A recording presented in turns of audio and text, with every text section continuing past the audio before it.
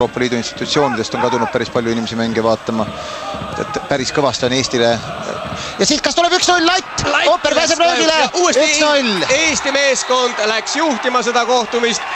Nii et ilus algus Eesti koondisel ja Tarmo Neemelo.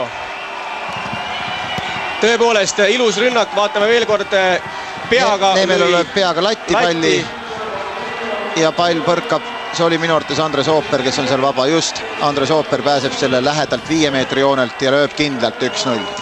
Nii et Eesti koondis on läinud Luksemburgi vastu seda mängu 1-0 juhtima. Juba 6. minutil. Ja Andres Ooper lõi oma koondise karjääri 29. värava. Meie eesmärk selles tsüklis on saada 3 punkti Luksemburgi vastu. Nüüd on pääseb Smirnov löögile. Smirnov palliga. Sööd keskele. Ja ai. Penalti, käega kaitse tõrjus, peab tulema ka punane kaart vist loogika järgi, vaatame. 11 meetri karistuslöök. Ja kas tuleb punane kaart kaitsele? Vaata kui hästi, mis Smirnov siin kutsub ühe kaitse kõrval ühe mängija. Kollane kaart. Ja Eesti meeskond saab kasutada 11 meetri karistuslööki. Päris kaua pole Eestil penaltit olnud. Ei ole jah.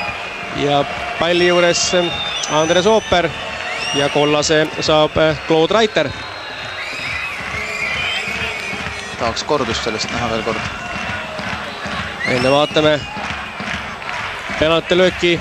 Andres Ooper seni löönud 29 väravat Eesti koondise eest. Viimase lõi ta just selles mängus 6. minutil. Eesti juhib 1-0.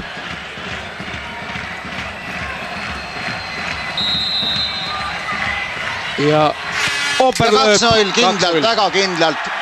Väravat hüppas endast paremale, Ooper lõi temast vasakule küllaltki kenasti nurka. 79. minut, Andres Ooper penaltis 2-0, Andres Ooperi 30. värav Eesti koondises. Õnnitleme Andres Ooperit ja päris Eesti koondist. Tugevalt nurka. Ütlen, et isegi kui väravat oleks õiges suunas läinud, oleks tal seda raske kätte olnud saada. No nüüd peaks natuke kergem olema, ma arvan, et see närvipinge ehk veidi maas.